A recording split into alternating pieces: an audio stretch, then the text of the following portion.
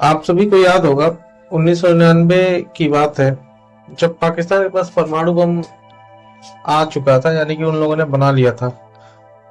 पर उसके पास उस बम को डिलीवर करने के लिए कोई ऐसी तकनीक ही नहीं थी जिससे वो परमाणु बम को डिलीवर कर सके। अब ऐसा तो है नहीं कि हाथों से परमाणु बम को फेंक दिया जाए या उठाकर, ऐसा ऐसा कुछ तो होता नहीं है। उसको भेजने के लिए किसी मिसाइल की जरूरत तो पड़ती ही है। अब ऐसे में पाकिस्तान ने नॉर्थ कोरिया से संपर्क किया कि आप मुझे कुछ ऐसी मिसाइलें दे दो जिससे हम परमाणु बम को डिलीवर कर सकें। ऐसे में नॉर्थ कोरिया भी एक उस टाइम मजबूर ही देश था, कह सकते हैं। उसके पास मिसाइल तो थी, पुरानी मिसाइलें भी थी, कुछ आधुनिक मिसाइलें भी थी उस वक्त की, मगर उसके पास परमाणु हथियार नहीं था।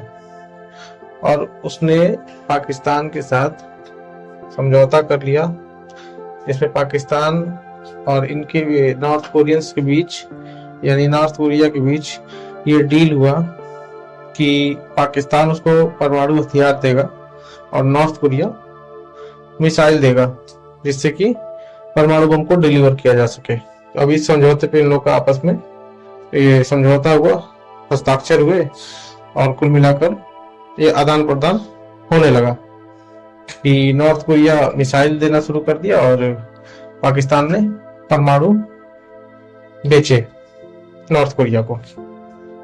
अब सेम वही प्रोसेस इस वक्त में, आज के टाइम में ये खबर आ रही है कि जो पाकिस्तान और नॉर्थ कोरिया के बीच में आदान प्रदान हुआ था, ऐसे ही कुछ डील ईरान और रूस के बीच में होने जा रही है।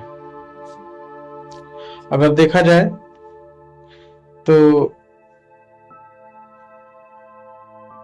अमेरिका और इजराइल, अगर देखा जाए तो जिस चीज से ये लोग घबरा रहे थे, सालों से घबरा रहे थे, वो चीज अब होने जा रहा है।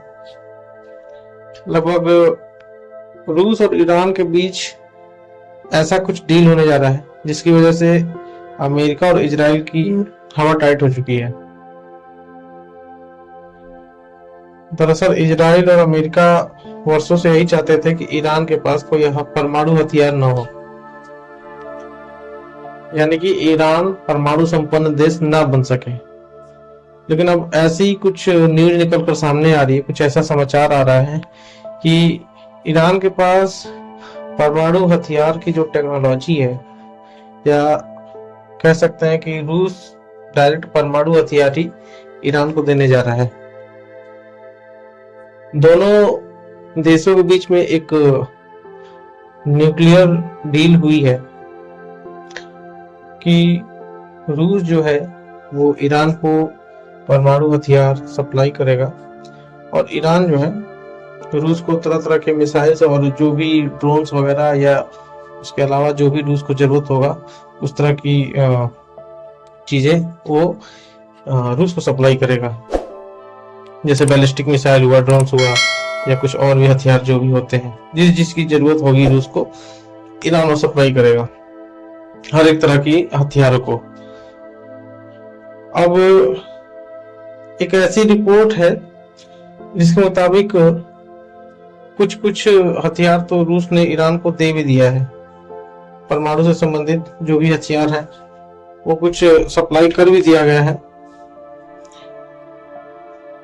अब ऐसा कुछ नहीं आया है सामने कि परमाणु हथियार जो है उसकी टेक्नोलॉजी या उसका फॉर्मूला रूस ईरान को देगा, बल्कि पूरा परमाणु बम, यानी कि डायरेक्ट आप लॉन्च कर सकते हो। ऐसा परमाणु बम जो है वो डायरेक्ट पूरा ईरान को देने वाला है, जो कभी भी उसको लॉन्च कर सकते हैं, वो रेडी ही रहेगा लॉन्च करने के लिए।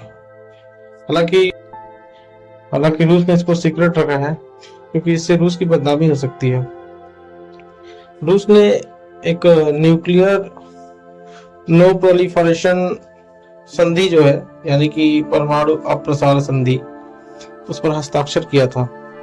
इसका मतलब है कि रूस एक जिम्मेदार देश है और वो अपनी परमाणु बनाने का जो टेक्नोलॉजी है जो फार्मूला है वो किसी भी देश के साथ साझा नहीं करेगा और ना ही उसको बेचेगा और ना ही किसी दूसरे देश को किसी को भी बेचने देगा।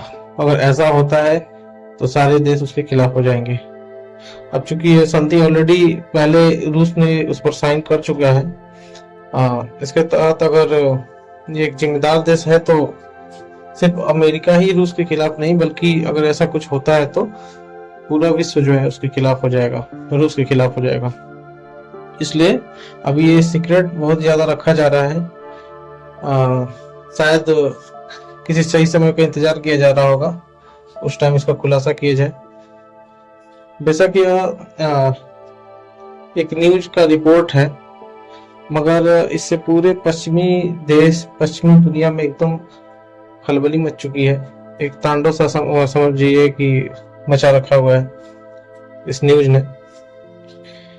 आपातकाल पे आपातकाल बैठक बैठाई जा रही है। अमेरिका के राष्ट्रपति अपने प्रधानमंत्री के साथ व्हाइट हाउस में आपातकाल बैठक कर रहे हैं और तमाम नाटो देश जो भी हैं वो भी आपस में बैठक किए जा रहे हैं। हर तरफ खलबली मची पड़ी है।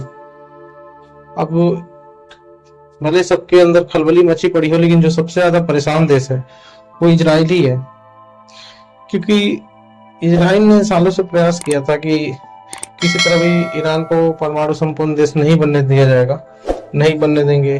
बहुत बार उसने तरह तरह के साइबर और फिजिकल अटैक भी करवाए अमेरिका से मिलकर, अमेरिका की खुफिया एजेंसियों के साथ मिलकर, मोसाद के साथ, मगर कुछ हो नहीं पाया। और देखा जाए कि शायद ईरान आने वाले समय में परमाणु संपन्न हो जाए। अब देखते हैं कि इजराइल इस पर क्या एक्शन लेता है, अमेरिका क्या एक्शन लेता है। दुनिया में इसके ऊपर बातचीत तो चल ही रही है, पर पश्चिमी देशों ने इस पर क्या एक्शन लिया है या क्या आगे एक्शन लेते हैं, ये देखने वाली बात होगी।